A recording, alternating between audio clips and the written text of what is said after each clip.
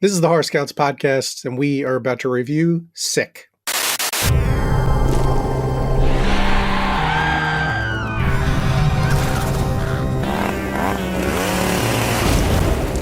Hey, everybody. Thanks for joining us here on the podcast. My name is Mike. I am joined by Brian. Hello. And Nick. Hey, what's up? And we are your hosts and troop leaders here at Horror Scouts. Like I said, thank you for joining us. We now have two ways that you can enjoy the show. We are on YouTube, so youtube.com/@horrorscouts. Or if you just want to listen to the audio version, we're on your favorite podcast service. And if you'd like to subscribe or rate, review, give a like, whatever, anything, we appreciate it. And just the last little reminder before we get going, our reviews contain spoilers, full spoilers. So if you don't want anything ruined for the movie Sick, go check it out and then come on back and check out the conversation. All right. That's out of the way. How's everybody doing? Good. Not bad. Good. I was talking to Brian about this briefly before we hit record. So Winnie the Pooh, Blood and Honey came out in its one night in theater Fathom event thing yesterday. We're recording on February 16th tonight. And I guess Brian has been reading some reviews, and we've also got someone in our Discord, link in the description if you want to join our Discord, who good plug, pretty much confirmed what Brian has been reading. That no. Yeah. I mean, our buddy on Discord was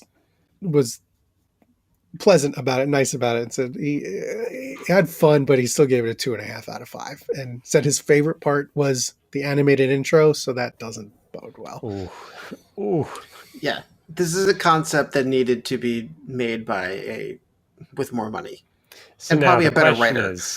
The question is, where he already had plans to do a full cinematic universe of, so what I'm looking for, fair use, fairy tale stuff. Yeah. Is that going to proceed now?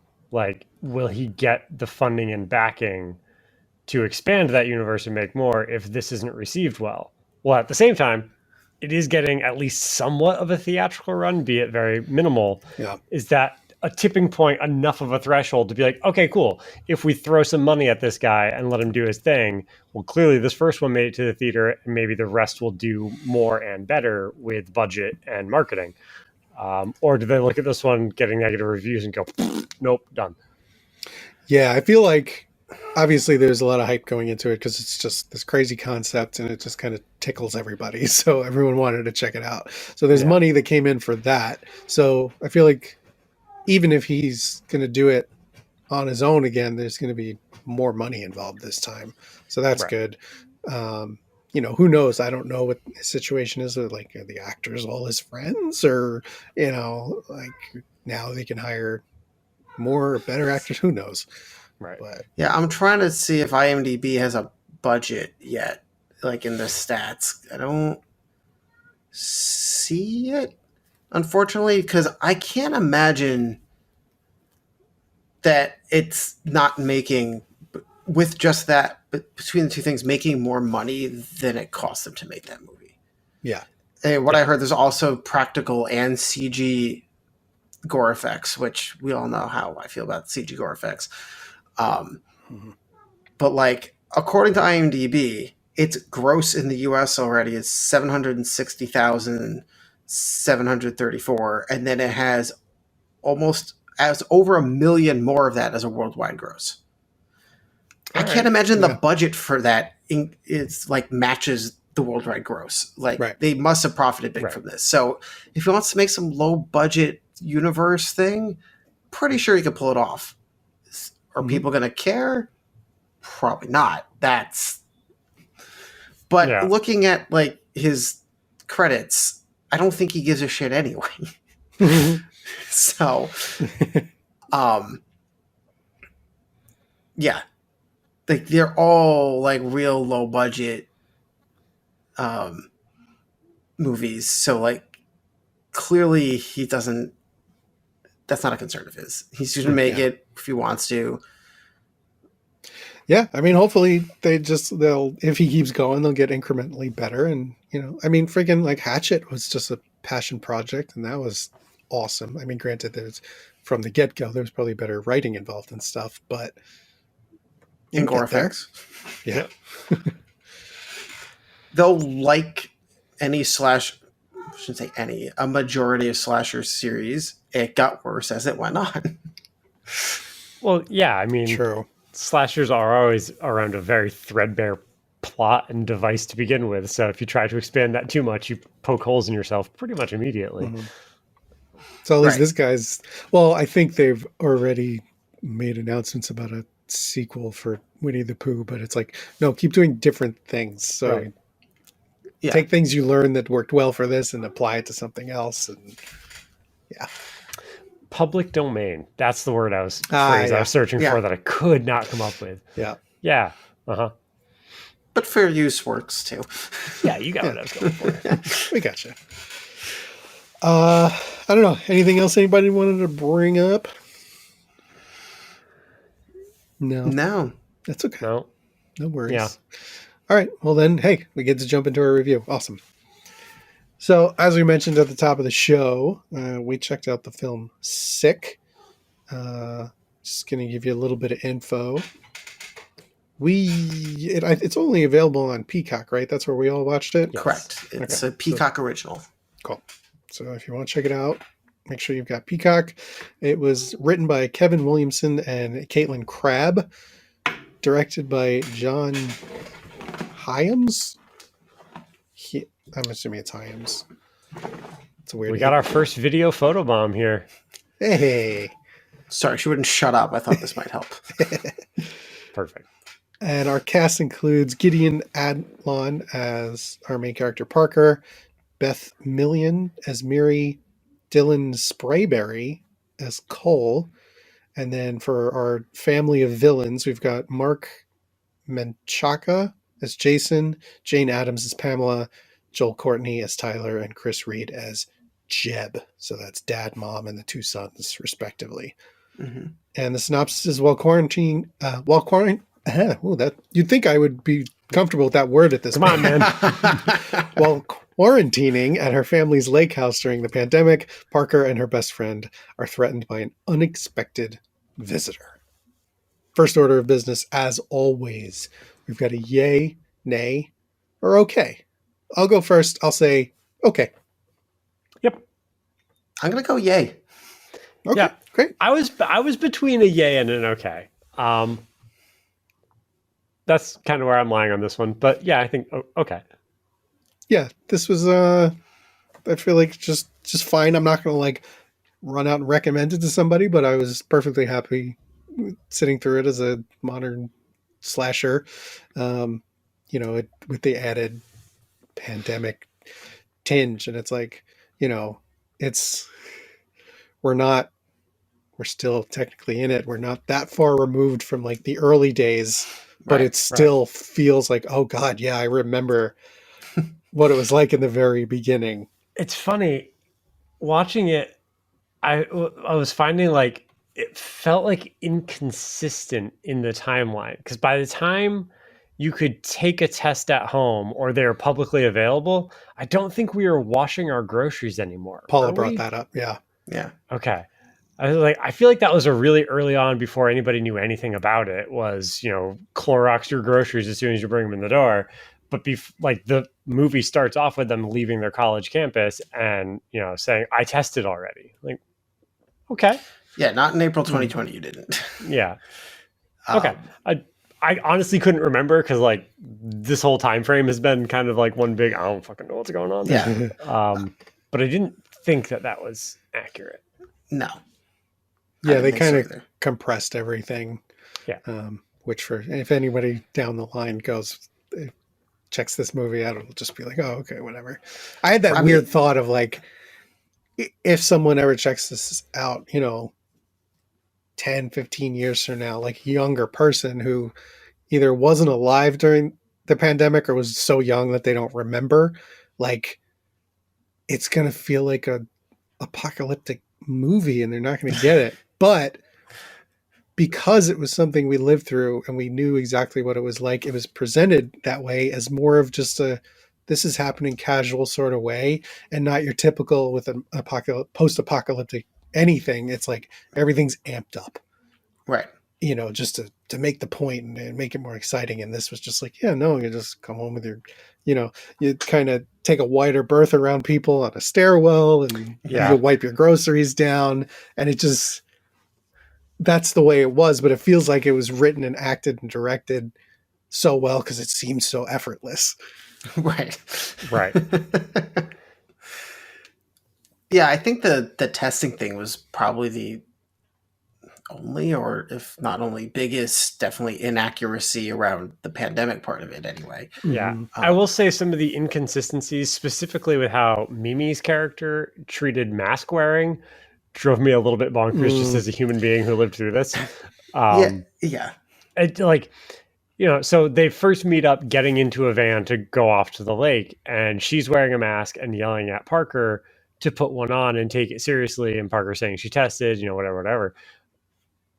But, you know, Parker's like, we're outside. I don't need to put one on. Mimi makes her put one on and then takes it off immediately upon getting in the van. Like, well, if you're concerned outside, you would leave it on in the van, right? Yeah. Like, right. And then I think she put it back on or kept it on, but when she got to the house, it was off. But then when DJ showed up, she's scolding him and putting it on. But she didn't have it on. But she didn't have it on. Yeah. Right. She didn't have it on at the house, but then she put it on. Miri, it's Miri with an R, not an M. FYI. Sorry. Okay. I thought it was Mary the entire time we were watching it, and until reading on IMDb right here, I didn't realize it was Miri. Oh. But then, so she puts hers on when DJ shows up and then yelling at DJ about it. And I noted this too, like, she's so inconsistent, what the hell? But then I wondered after the movie if that was intentional writing. Could be. That because so many people were like that in whatever situations, like they get super worried about it, then they let go, and then something reminds them, like, oh wait, I should be concerned about this, and like, I wonder if that was intentional because so much else was written so well. It seems weird to make that one big inconsistency with the character. We may never know, but yeah, and like getting way ahead though, but towards the end, once our villains are revealed, and you've got Jason and Pam like yelling at Parker, and then like they've been yelling at her for a little while, and then Pam is like, "Oh, Jason, put your mask on." Right. Yeah, because he got close and is yelling at her. Yeah. I reminded her. Yeah. So.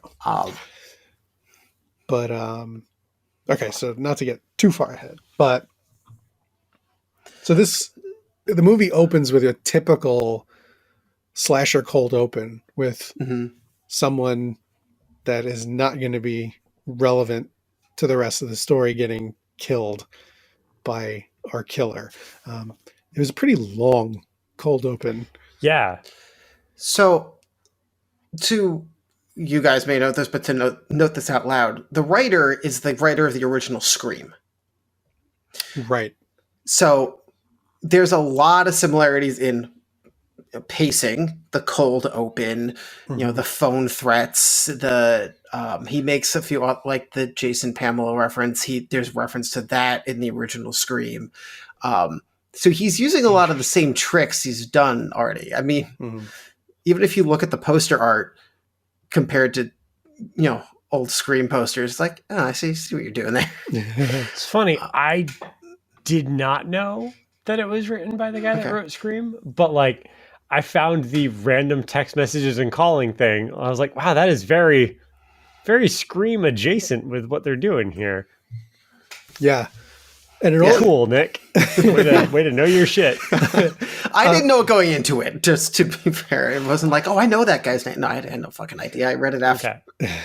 And it's funny because also the villain, at least from before you find out who the villain or villains are, that was a good twist, finding out there was more than one. That also felt very Scream. But it's very Scream. Yeah. It's very Scream. And also, like, before you even get to that point, I was like, I was let down by this masked villain because it looked like a like a Spirit Halloween ninja, first of all. And then they just weren't threatening. I wasn't scared by them. It didn't feel intimidating. It's because every time they got in an altercation with somebody, they weren't dominating the physical interaction. It was an equal and fair fight, just like Scream. Scream. Exactly.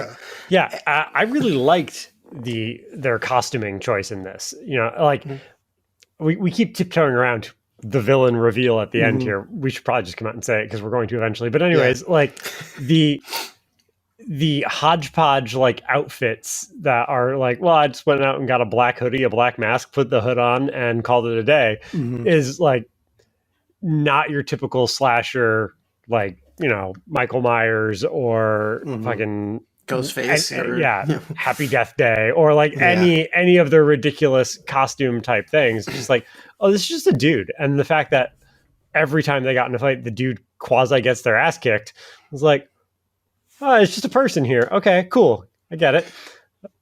Because that's arguably more realistic too, but also similar writing to Scream characters. You have at least one strong female lead who's not just strong enough physically to handle herself, but when you have her against DJ, who's the emotional want-to-be boyfriend, but can't really peg her down and goes all the way out to this lake house, which apparently he drove very far for. They brought that up a few times. He drove all that way. But he was similar to little whinier, I guess, but Neve Campbell's boyfriend in the original Scream. Like, she was the more dominant one. She was doing, this is me, this is what I want, too bad. Only, you know, he ended up being one of the killers in Scream, and that's not, spoiler, that's not how that played out here. Right. So he definitely has a character style for his writing. Even though I was like I said, not scared or intimidated because of those kind of equally matched fights, they were well choreographed. Oh yeah. Like they were really fucking throwing each other around, and like I was surprised based on going in the very opening of the movie what I subconsciously deemed the level of this film.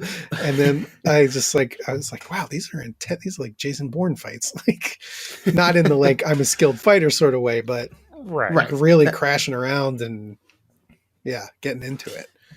You know, another thing with the regular human being the killer too is arguably it's not arguably, it is more realistic and could be scarier if that's your frame of mind to be scared by that, because if someone was going to bust in your house and try taking you out, you're probably not going to fight. Most people probably aren't going to fight, but if you did, you might stand a chance unless they look like some hulking Jason type, then just fucking run.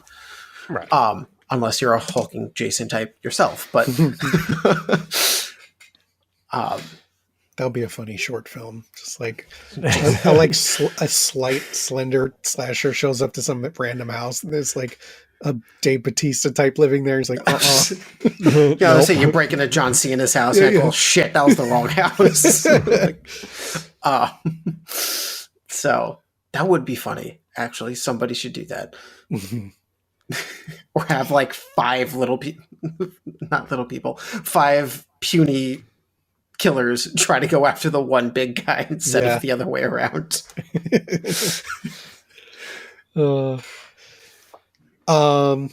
Let's see, I'm trying to think of where we can veer next. Well, so we mentioned DJ, the wannabe boyfriend, and we keep dancing around the killer reveal. So what connects those is apparently Parker loves her social media, particularly Instagram, but gets brought up multiple times.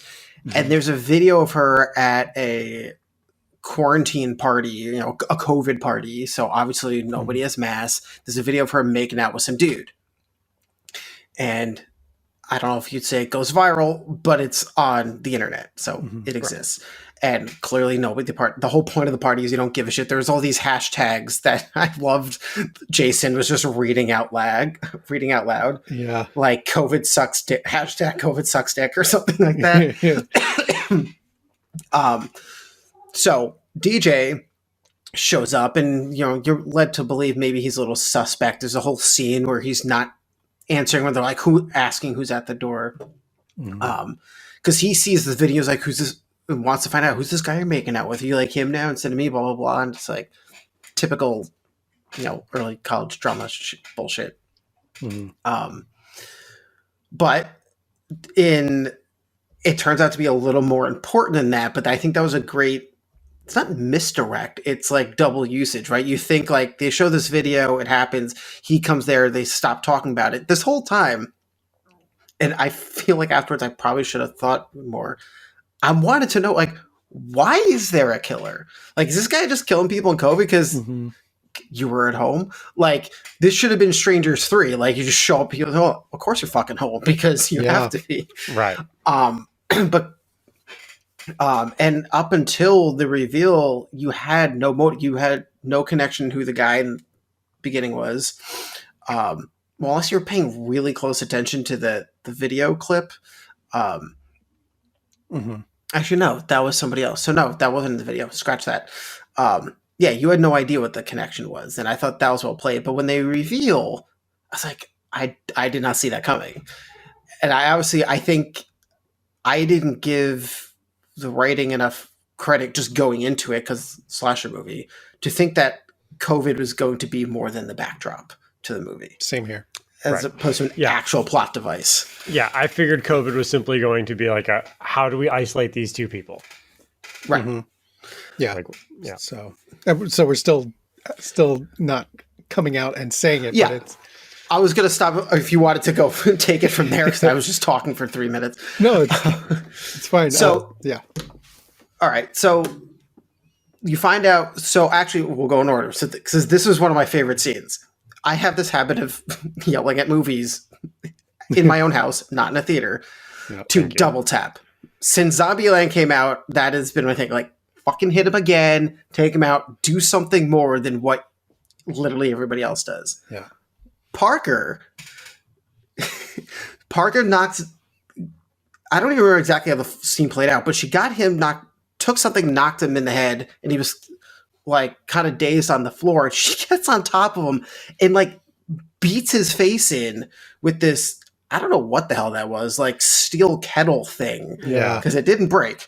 It wasn't quite caved in, but forget double tap. She was going for the kill. She was not letting this go any further. And that's when you find out there's a second guy, because he just walks in the front door. Yeah. Much to Parker's surprise. She had the chance to take him out too, but she ran instead. So this is where she was inconsistent a couple times, right? She had an opportunity to grab the knife and just stab him. Stab the second guy, because he was distraught over guy number one being down for the count. And then she runs out to... I know I'm taking the long way to get to the reveal, but we can talk about other things. She runs out of the house, goes to the dock, which we saw earlier. New Chekhov's gun, which I learned about a few days ago, thanks to Nick. We'll get there in a bit. Yeah. And again, hits him with the oar. So she grabs an oar before she gets on the dock, hits him with the oar. He goes down, and then she keeps going. Again, perfect time to beat him to death with the oar. Would have been a very short movie, but then bringing the dock out into the lake to try to go across the lake, I thought that was a really cool direction, because we haven't seen that before. And they did a couple cool gags with that, and it was you could argue a little, someone in the middle of the lake, something popping up as another Friday the 13th reference. Yeah. It's funny. I saw that. So the scene was cool because like the knife keeps coming up between the slats in the floor, which you've seen before, but not in I'm stranded on this 6x6 square. Right. It's who's going to get tired first, her of moving around the thing, or him of randomly stabbing a knife up through and hoping he whack-a-moles her. Right. Which is cool. And he does end up getting her right through the hand. But yeah, Nick, I thought of you because so did I. She goes out into the middle of the lake, and then all of a sudden he pops up from the side of this little raft. It's like she didn't hear him swimming. Like he didn't mermaid his way underwater the whole way. I mean, yeah, it was. I don't know. It just kind of. I thought about that too. Like he could have been quiet underwater, came up slowly for a little breath, and it was dark out. Like there's a smidge of plausibility, but yeah, she should have seen him. I mean, it's also night and he's dressed in black, but she should have heard something. But what's she gonna do? Row faster. Like that's your only option. Hit him with a paddle while he's trying to get onto the dock. Right, but yeah, I guess if she was ready for him to come, she could have played whack-a-mole instead. Right. Yeah, it was all in service of just doing a jump scare. But if that's the most egregious thing that they did wrong, they're in a good place. Yeah, for sure. Right. So I'll fast forward to the reveal part so we could jump back to other kills and stuff. So you find out the people after her are the family of the guy she made out with in the video, because he died from COVID X amount of days prior, and the mother, Pamela, did contact tracing and figured out she was patient 0 in this scenario. And so she had to pay for his death. And so they're a family of fucking lunatics. And they're even fighting with her. And I love that she actually said this was, it was like, where was the mask? Why were you concerned? She's like, where was his? And she just gets punched in the face. It's like, oh man, this is maybe not aside from the punching in the face. This is real life fights that I'm sure happened. It's your fault, not mine, even though we both did the same thing wrong. And I liked the twist of Pamela being introduced.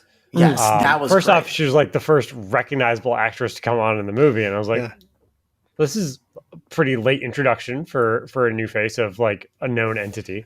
But so after Parker escapes the lake and goes to her neighbor's house, and her neighbor gets murdered as well, she's fleeing and gets to a street, and a car comes down the road, and she signals them down and tries to get in. And there's a wonderful scene of like the killer slowly getting closer to her, as Pamela is in the driver's seat being all concerned of, do you have a mask on you? I'm not letting you in this car without a mask, which is fucking great given the time and place that we're in. And the mask she gives her has chloroform on it and knocks her out. And I was like, wait, what the fuck just happened? It was crazy to be like, okay, there's one bad guy. She bludgeons him to death. And I was like, wow, he's probably not going to get back up from that. She went all in, and then like immediately another one walks through the door, and you're like, okay, there's two. Crazy. And then 15 minutes later, she's getting chloroform. You're like, they're really out to get her, and I don't know what's going on anymore. That was a good like set up and knock them down a couple times in a row to kind of, pull the rug out from under you a few times before then revealing it's a family affair trying to offer.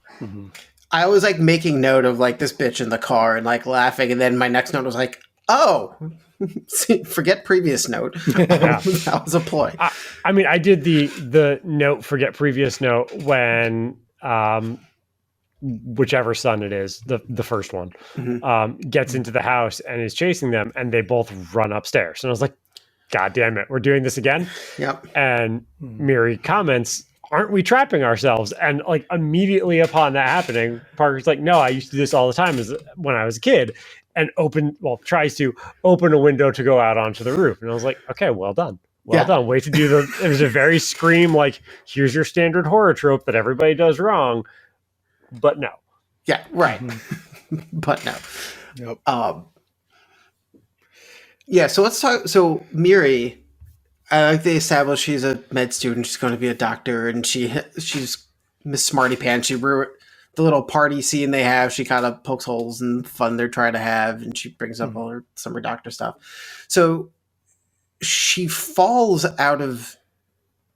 Was it that window? No, or off the deck. It was off of the balcony thing, because he grabs her after they get outside. So okay. He like punches through the window and pushes her off like the roof of the house. And instead of dying, she's managed to or worse injury, she managed to break her leg, which she then proceeds to, because now Tyler at this point, I think, no, Tyler's out. So this is Jason, is chasing Parker around the property. So she's in the kitchen seemingly by herself with a seemingly dead Tyler and makes herself a splint out of stool legs, which she cuts with an electric carving knife.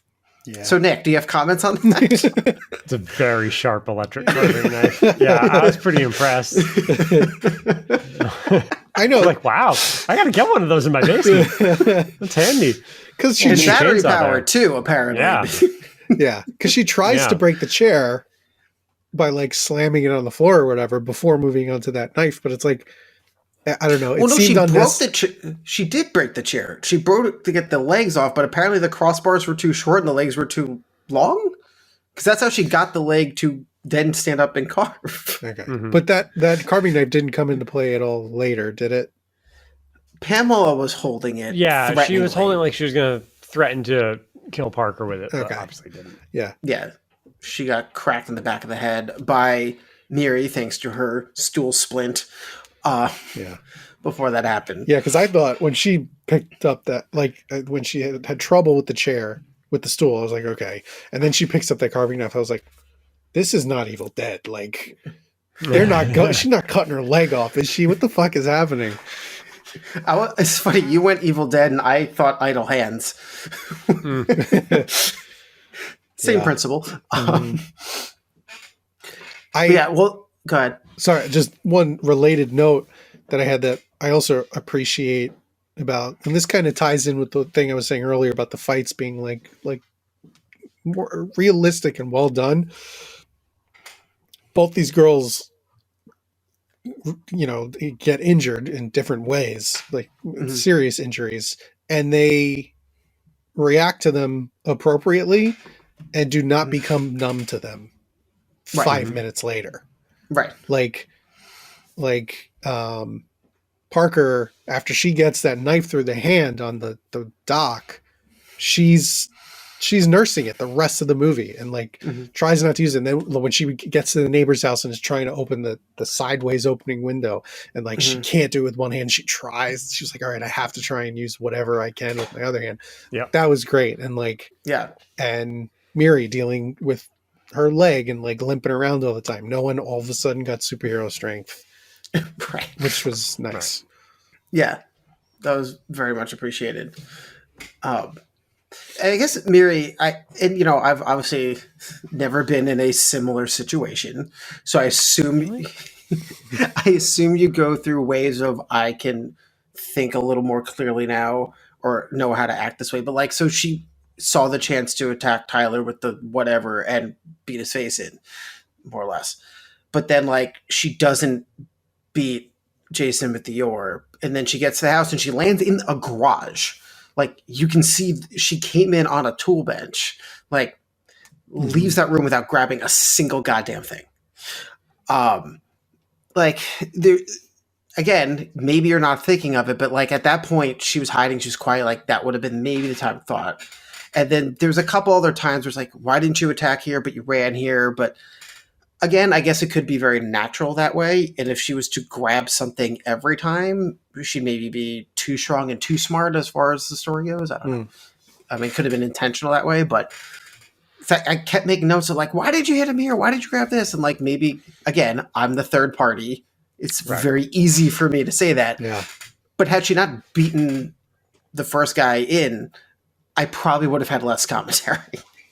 Yeah, right. Because like she's willing to go to the overkill extreme and showcases that on the first one, but then doesn't match that level when it's revealed that there's more than one person after her. But then they did at the very end. So okay, we can get to the Chekhov's gun part here. So actually, just before that, Miri is trying to use her non-Apple MacBook. They covered the Apple, but clearly that was an iPhone they were using, and clearly that was a MacBook. To use messages to text 911, and it wasn't working, and then to text her father. And Jason notices the Wi-Fi was being used because there's like a server rack in the living room for some reason. Could have just been the router, but it was a big thing. So the whole scene there gets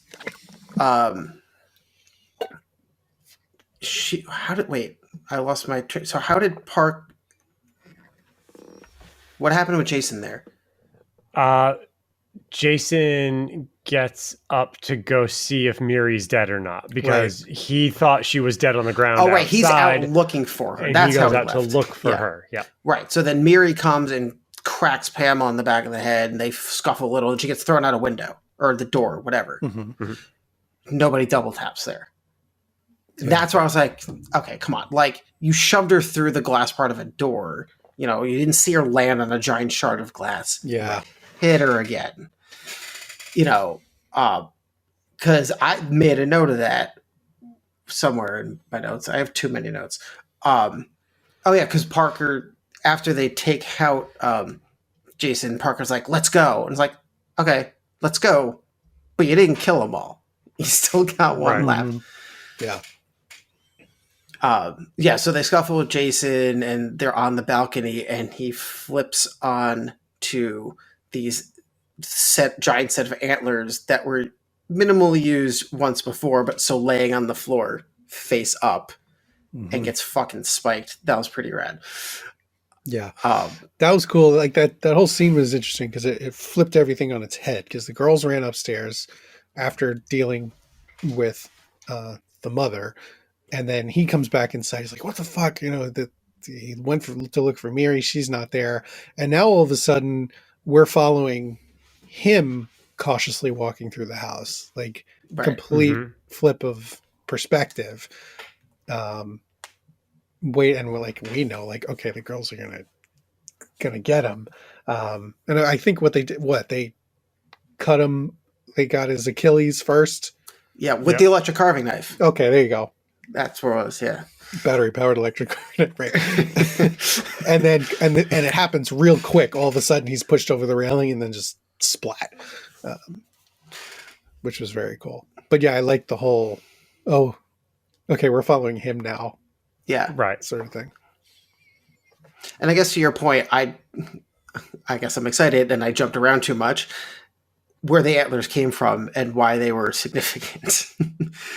Right. So I mean, they show the antlers like too close up early on in the movie, like when they're panning around just doing shots of what the house looks like, and I think DJ is walking around the corner or something, and like it is focused on the antlers, and then like Rack focuses to DJ and moves on from there. But it's just like, you set this up too clear that something is happening with these, and that's why I texted both of you guys like, hey, I'm not very far into this movie, and I know you haven't watched it yet, but I'm calling it now, Chekhov's antlers.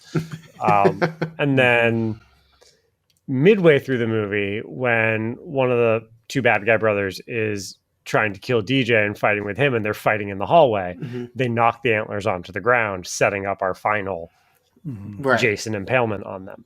And like, that was the other thing, is like the antlers were at like chest height in the hallway. Typically, you know, when somebody has mounted antlers, they're up, they're like above a fireplace or something. I was like, wow, those are torso spike height. And I thought they were a little higher than that, but yeah, they were low. Not much. They were low. It's a coat rack. Yeah. Speaking of DJ and his death, that felt overkill to me, based on like what we have seen from the killers and what we then learn about this family and what their mission is. Essentially, the overkill of impaling him with a curtain rod was just like, that feels overkill when he is like a dismissive pawn, essentially. Like, he's collateral damage. We're going to really, really do this one out by leading him through a doorway, lifting him off his feet, and then push a curtain rod all the way through his chest and let him slide down it. It's like, great visual. Yeah. Glad I got to watch it. But like, but then, you know, when you're still thinking it's just one really badass crazy killer, although he still is managing to get fucked up in every fight, like you gloss over it, you're like, wow, this guy means business. And then this is when it's like, oh, it's a family affair. Like, wait, what the fuck? Why? Well, that was your hulking Jason slasher moment. Yeah, right. Yeah, but it could. It didn't. However, up until his death, there was only one other death, which was I forgot the character's name. So Tyler was the one who killed with the pole. No, Benji and Jeb were the two brothers. Tyler's the kid from the beginning of the movie. I was using the wrong freaking name this entire review, so I probably confused everybody. Yeah, I listening. wrote down. I got it mixed up too when I wrote it down. So I guess it was Jeb because she made out with Benji. So every time I said Tyler, just pretend it was Jeb. So Jeb. You know what? Let's just start over. Yeah, scratch it. So we don't know which one of them killed Tyler. I guess is to say we could assume it was Jeb or make an assumption it was Jeb because Jeb seemed to be the primary one at the house. So we think. I guess we don't know for certain, but that's kind of how it's implied when he's the first to go. Right. Point being, before DJ is killed, Tyler's the only one that's killed by Jeb, and his throat didn't have to get slit at all. He could have just been stabbed in the back instead of grabbed and slit. And, it wasn't as overkill, but no. So if that was Jeb doing the kill, then he's some crazy overkill guy where maybe as Jason isn't and Pamela just wants to be the marionette and, or the puppeteer, I should say, and not get her hands dirty. So it's family affair is a strong way of putting it, but they might have different demeanors besides just being all murderous and crazy. A throat slit seems a little less, coming from me, seems a little less overkill than impalement. It is. But yeah. Point taken. How'd you like that? Like front and center in the camera. I looked away. I saw that coming and went, no, thank you. I don't need this. Every time Paula and I watch a horror movie together and a throat slits, in unison we go, oh, Nick. It's every horror movie. Every horror movie. Yeah, you definitely have it worse than I do with the eye thing. When it happens with the eye thing, it's usually pretty graphic. What bothered me was the fact that Tyler had 2 doors in an apartment. Can we talk about the size of his apartment? He's doing well for himself. I mean, they're in Utah, and maybe cost of living is cheaper there, but still, he's got a pretty. If he was a student, wasn't he? Because he was connected to this whole thing. He was at the party, yeah. Right. So he was supposedly the one that gave it to her, I believe, if I count this right. They gave it to Parker. So, I expected a roommate to show up at any given time to show how one person could afford that entire apartment, especially if you're a student. Yeah, I did like that. When they show his bay window area, which it does look a little bit run down and bedraggled. It doesn't look like it's a glamorous, nice apartment, but it's also that's really a lot of square footage for a college student. Did you say bedraggled? Yeah. Never heard that word. What? That's a word. I'm not saying it's not a word. Okay, I don't know if I've heard that either, but yeah. I knew exactly what you meant, but... Okay. Oh, yeah, context clues. Be over here with my Google going, making sure I used it right. No, this is one of the things I got to say to my wife later. She says, you don't know that word? She's going to add it to this list, because apparently there's a list of phrases and words I should know and don't, and she makes fun of me. I'm going to have to ask her about it. Dirty and disheveled. So... Yeah. Okay. I caught the definition. Okay. Bedraggled. Anyway. Yeah, not to go. Hey guys, welcome to Horror Scouts. We're a vocab podcast now.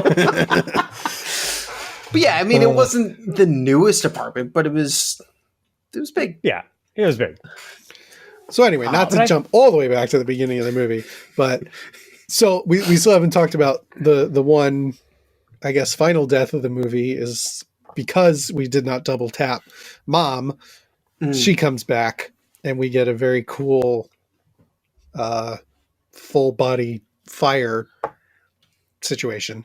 Her running out the door and just screaming, flailing down the street and then just collapsing.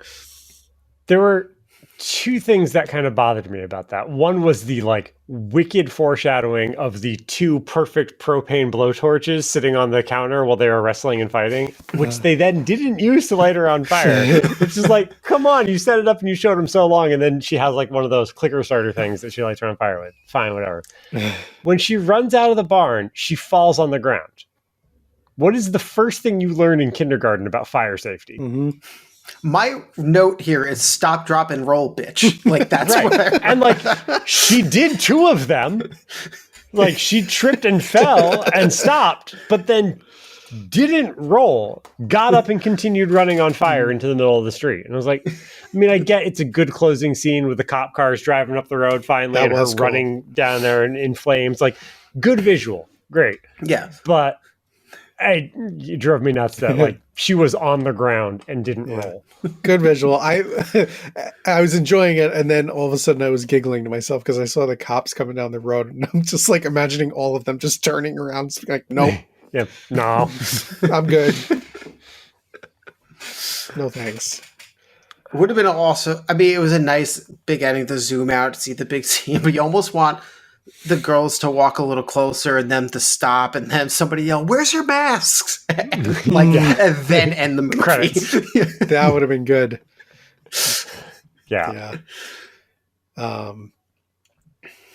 Yeah. So, because like pretty much everyone but Miri is a quote unquote bad guy in this movie. Like, as far as in the context of this being a COVID story, you know. Oh, well, yeah. Like, I wouldn't go so far as to call Parker a bad guy because she was at a party situation where everyone was equally as bad. Right, but it is a bad thing to have ignored the public crisis and gone to a COVID party to begin with. If you knew anybody in your friend group in like April of 2020 that was doing that, you'd consider them kind of a bad guy at the time. Yeah. Yeah. So, fair. and Fair. it led to somebody's death. Like, kind of a bad guy. Obviously, the psycho killer family is nth degrees more bad, but yeah, it was kind of like Miri was the only one. The subtext of like, oh, the med school student, the doctor, the person. She only killed in self-defense because she did get the final blow on Jeb. Right. Which I was happy to see as they're crawling. She didn't try to turn and just right in the neck. And we're down again. I want to know how Jeb got up. Yeah. I, like that was a little bit of a low point for me. Yeah. Like, let him be dead. She beat him in the face so much. Just like, let that be the overkill, like, oh shit, Parker's not fucking around moment, and let that lie as it is. Because it didn't really change anything. It didn't, like, Miri having to kill him, other than now having a death on her hands, which she's going to have Jason's on her hands in 5 minutes. Like, it doesn't change any trajectory or outcome of the movie. It's simply a quasi jump scare, but one that we all saw coming from a million miles away. Like, it didn't really add anything to it except for take away a little bit of Parker's agency. Yeah. I mean, I feel like just the injuries alone, if he was to regain consciousness, he wouldn't be able to go up and attack her. No. Honestly, I think his brain wouldn't be working. Like he's a vegetable at this point. Well, I agree. Yeah. So I'd say if for whatever reason they wanted to write in he wakes up, it probably would have been more interesting to see if he was like twitching or trying to mumble something and see what Miri did. Right. And put him out of his misery or just let him lie. Yeah. But again, not significant to the story at that point. Their characters are developed. So yeah. Or like use it, because she was hiding in the kitchen in that one scene when they're yelling at Parker. And like, it could have been an interesting little mechanic to have him kind of regain consciousness and just start like screaming, gurgling or something to catch the attention of his parents, But, I don't know. Yeah. I feel bad for these two actresses spending the majority of this movie with no shoes on. But I did appreciate that it was a slasher movie and they were just in normal pajamas and not running around in their underwear, basically. Yeah. The only skin showing was their feet. Right. And we had 2 final girls in a horror movie. Like that. That's true. Usually there's only one left by the end. So that was impressive. Yeah, Yeah. that is true. The little text blurb shows up after that last shot. It's like 3 weeks later, Parker did start showing signs of her COVID and ended up dying anyway. Well, so I was looking up, so the writer, Kevin Williamson, he also wrote, was a writer for Scream 2. But I don't think he could really make a Sick 2. Because at least Screams 2 through, actually, up until we don't know about this new one, they do play off each other some a little more directly than not, right? So unless there's like, you'd have to have a relative of Jason and Pam's family, I don't know, a cousin Fred, who like found out that they're dead and goes for revenge. But like, that's weak. So like, I guess my point is maybe just don't follow the trajectory that's been done with just about every other slasher movie. Yeah, I can't imagine them doing I that. can't There was either, no but- post-credit scene, so that bodes well for there not being a sequel. True. I mean, you can't, but there wasn't originally supposed to be a sequel to Friday the 13th because Jason wasn't supposed to be alive and they never really explained how he was. So, I'm actually just surprised a movie of this quality and with Blumhouse and Miramax attached was a Peacock original. Yeah. Like, this could have succeeded, I feel like, pretty easily in the theaters. You fucking Winnie the Pooh Blood and Honey got a Fathom event, for Christ's sake. Like, this could have had a small theatrical run.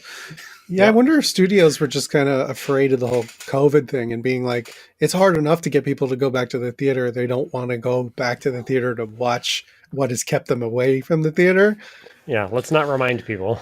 But, I mean, I didn't mind. Like like I said in the beginning, we're not removed from it, but removed from it enough, I guess. Yeah. It was about as early as you probably could have released one of these movies. I feel like. Any earlier would have been like, too soon. Mm-hmm. But you still could have gone a little later even, and people are like, oh yeah, that. Yeah. When did this come out? January 13th. January 13th. Okay. But yeah, I think they did a real good job with incorporating it and making it an actual COVID movie and not, like Nick said early on, or both of you guys said, not just the backdrop. And because, before we got into the twists, I just thought it was like, oh, okay, it's going to come up and like the killer, it's going to be like a class thing. Cause like, she's obviously very wealthy in this big, beautiful house. And like, she has the luxury of quarantining in a huge house with her best friend. And like, what about that guy across the lake? But that's why I thought the cold open was so weird. Cause I didn't see any connection, after the fact. I'm like, okay, fine. But I thought it was really just totally random. But yeah. Can we talk about that lake house for just 2 seconds? Sure. That's it was just a fucking gorgeous lake house. Like, holy shit. Yeah. I'll take it. The basement club room that they were using. Oh, that reminds me of a question I have. Why did the killer/killers at one point start playing music in the basement for like 3 minutes in the middle of the night? Yeah. I mean, he did the TV thing at Tyler's house too. Mm-hmm. In the beginning. They're being it just has to be to like try to lure them to go somewhere, I would imagine. Yeah. I mean, because if you think about it, it was unnecessary. They were asleep. He could have walked and went stab, stab, and then just like yeah, like he already snuck into her room and took her phone. Right. Like, and it kind of made, because you don't know, like, did the parents capture Parker because they wanted her to know why they were doing this. They wanted to fuck with her. Because at any given point, they could have tested her, yeah, you're positive, and just killed her. There was like so many times she could have died. Right. That's true. So, but we don't know if that was planned all along. We don't know. I mean, obviously, there was some coordination of getting Pam on the car on the road. You know, Jason must have texted her. So, the only that would, to me, be the only reason to bother waking them up is so you can be sadistic and chase them, and or you want to capture them. Yeah, you kill them. Yeah. The mom definitely, you get that vibe that she's like, she needs to scream and yell and get this out of her chest first. Why. Right, but counterpoint, they didn't do that to Tyler, so they just fucking killed him. True, and he doesn't know why. So that's why I said you wonder if it was intentional or just because she was running, things went out this way. It's like, oh, we have her now. We might as well let her know. I happen to have this chloroform mask in a Ziploc bag in my purse. Yeah, I forgot about that. But good point. All right. Well, I mean, to that end, the whole setup of him texting her when they get there, you know, and enjoy the lake and the water looks nice, you should jump in, and all of that leading up to it.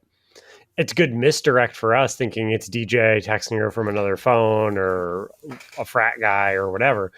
But like, none of it's necessary if you're just going to break into the house and stab her in her sleep. True. So there had to be more to it than that. Yeah. Right. So if you go with sadism, that furthers the overkill of DJ. Yeah. So True. Maybe we answered our own questions. There we go. We got there. All right. Well, we're coming up on an hour, so why don't we wrap this up and hand out some merit badges? All right. Pull those up. There we go. Okay.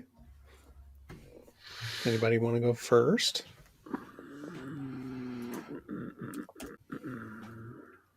It's funny, we've been talking very positively about the movie, but I'm still in the okay range, and it's like nothing jumped out at me. Well, that's the thing. I'll still stick with my but it's because a lot of things were very good.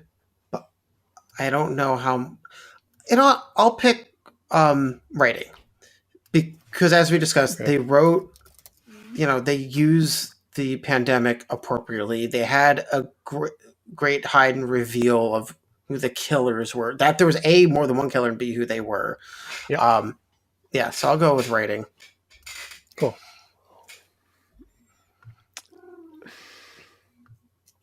I don't know if I have another that jumps out at me as like particularly noteworthy. I mean, like there were some good deaths. There was some decent blood and gore, but like I don't know compared to everything else that we've covered how it would rank up in that. Like I wouldn't call this a particularly gory movie. No. Yeah, I had blood and gore with a question mark written down. Like, not original deaths. As good as the antlers thing was, we've seen it. Right. And you can't give cringe to everything with a throat slit. So yeah, no. every movie gets that as a blanket statement. Yeah. I think just writing. Okay. It just seems weird that this and Sky Sharks both get one badge. Yeah. Listen, we never said our rating system was perfect. Well, that's why you got to listen to the whole review to get the full picture. Right. Exactly. All right, cool. So, Sick is going to walk away with a merit badge for writing. That's going to wrap up our review. Thanks everybody for checking out the episode. For those of you watching on YouTube, youtube.com/@horrorscouts, let us know what you thought about the film if you watched it, or about any of our thoughts in the comments below. Give the video a like if you enjoyed it. Subscribe to the channel. Click the bell if you want an alert anytime we do post a new video.